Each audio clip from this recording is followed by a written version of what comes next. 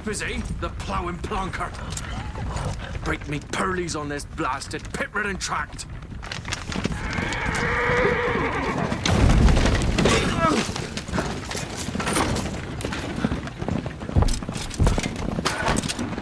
With fear not dry road. Aye, the devil's after him! This running from!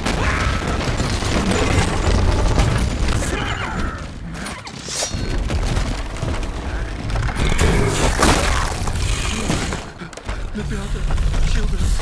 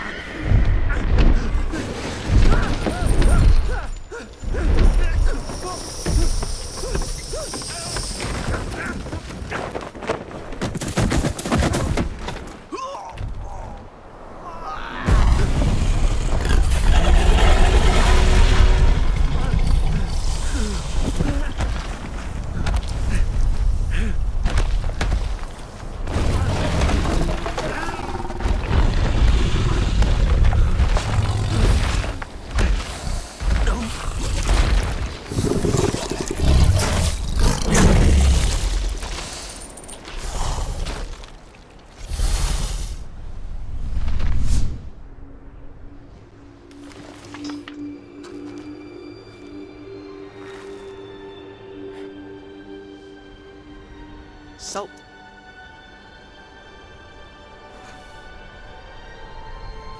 Almost had me fooled, Fruin.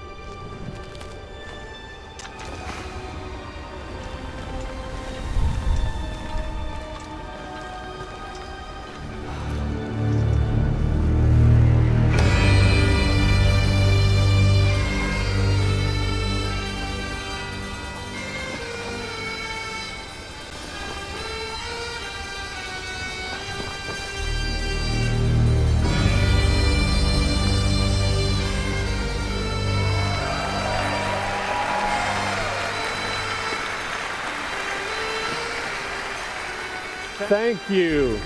Thank you, everyone, and welcome to the State of Unreal at Unreal Fest Orlando. We're here to show you what's next with Unreal Engine and so much more. We are thrilled that you're able to join us. Thank you. But first things first, I'm here with Sebastian and Kaitek from CD Projekt Red. We have a lot to talk about. Hey, guys. Hey. Thank you, Wyatt. Thank you, Wyatt, and hello, everyone. With The Witcher 4, we're stepping things up. And to do that, we needed the right partner, one that truly understands that great open-world games are all about art and technology coming together. Yeah, and look, our goals are completely aligned here. And around the launch of UE5, your awesome team at CD Projekt Red announced a collaboration to make open-world development in Unreal even better. And it's an opportunity, we just couldn't pass it up. So we've been working on a technical demo together to achieve just that. I think we should take a look at it. You guys ready? Born ready. Kaitek is going to play the build for us. Sure, let's do it.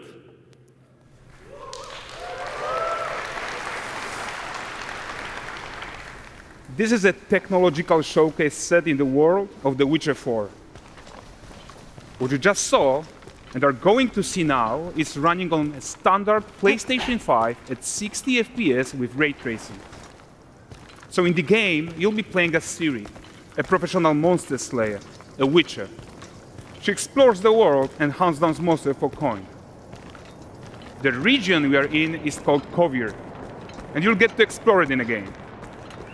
Right now, Ciri is investigating a monster, and after gathering new clues, she is heading back to a nearby village.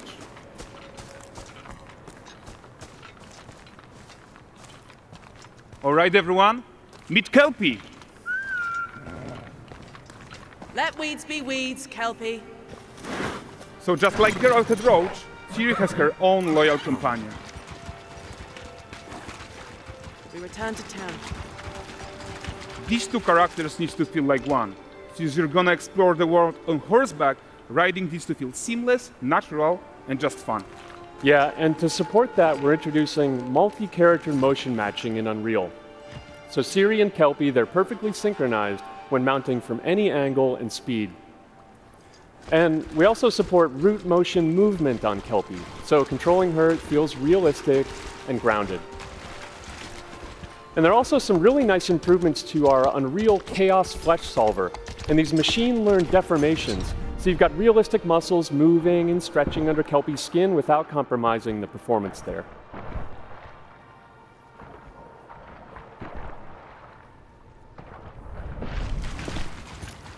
So let's leave Siri behind for a second and talk about the world itself.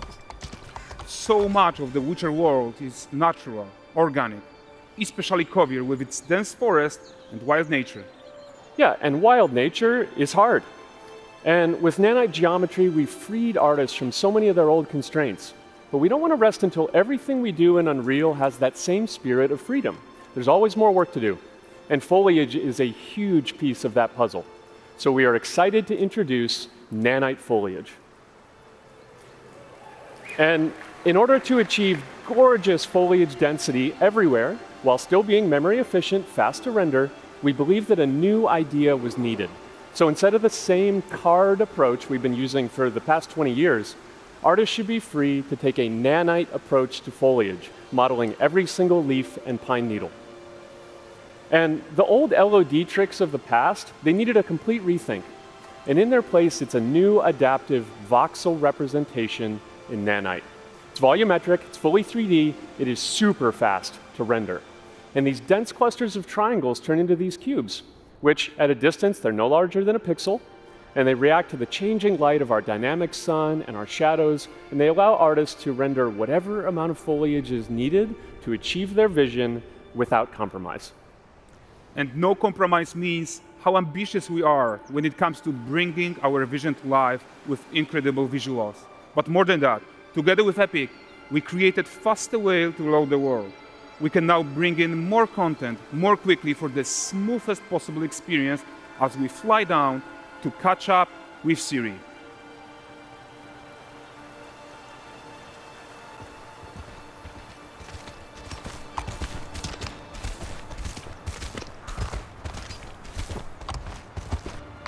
Welcome to Valdrest. So Valdrest is a port town, a hub for fishing, trade and mining. It's one of those places where you can meet shady characters or overhear gossip from other lands. It's also where Ciri took on her current contract.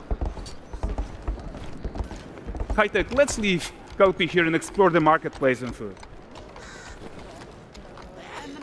I'm so excited we can finally show you some of this stuff. Let's see what Valdrest has to offer. Not her again.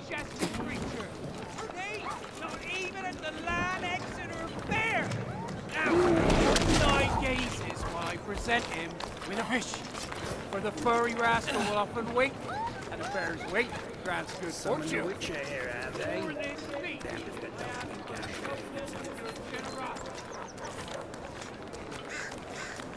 Pardon. Guys, notice how responsive the world is. Character actions directly affect what happens around you, sometimes even setting off chain reactions. Everything is working together.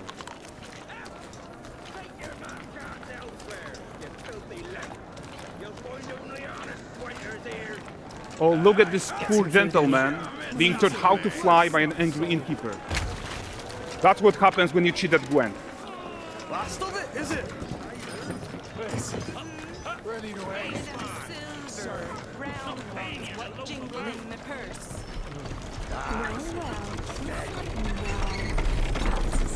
Okay, so this is the guy who gave the Spirit Quest his own. Like you probably suspect, he has his own agenda in all of this. You off your tits again, Wilfred. Get your ass up.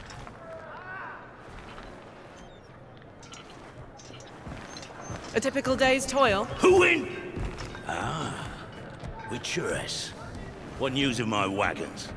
No eternity is taking that damn salt to arrive. I found them. And, well, suffice to say, they'll not reach you. As for the salt, I found not one speck. I presume this comes as no surprise to you. Now. Kavir's smuggling trade is of no concern to me. Shush, shush, shush. The Manticore, that flattened your cars and devoured your men. Quite the opposite. Manticore? No, them winged hellspawn dwell in the arse end of Creighton, not here. While Siri decides what to do about that merchant, let's take a look at the character technology that powers this marketplace. Why don't we listen in on these fishmongers? They're selling their wares, chatting up customers. Morning, catch this is. Won't find none fresher. Reckon me lady's after one of them. Course. Get this cleaned and gutted for you. You mind, dearest? Into seeing something more. Got mackerel, cod, all Brexit's finest. And there is tons of tech to play here, even in this simple market stall. Metahuman tools, improved Unreal smart objects, chaos cloth, and more. Yeah, and all of this exists to make sure that the gap in quality between Siri and NPCs is as small as possible. Yeah, and closing that gap, it's not just about fidelity, right, but also authenticity. They should react to changes in the world around them. But the prisoner in pillory isn't exciting enough for Valdrest. Let's grab everyone's attention with a circus.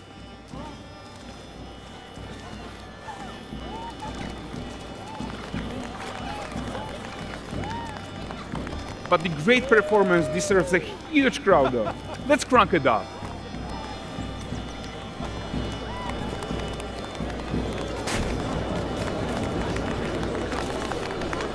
So you are seeing tons of optimizations here to many of Unreal's systems, including an entirely new Unreal animation framework, allowing us to fit easily in our 60 FPS budget, not just in rendering, but also with room to spare on the game thread. Over 300 animated skeletal mesh agents all going about their business. And the whole point is to leave breathing room for developers like you to introduce the gameplay and the systems that your players expect, empowering you to make your worlds come to life without Unreal standing in your way. You are right, and that's the open world RPG that we're making. But before we wrap up, how about one final check-in with Siri?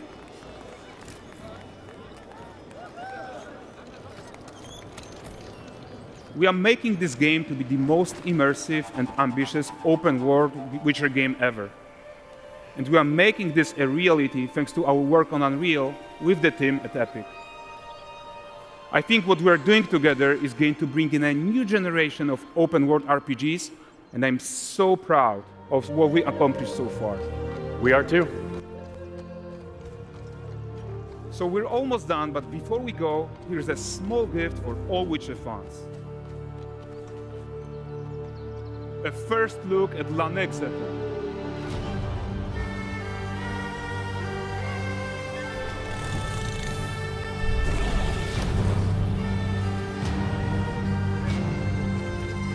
Onward, Kelby.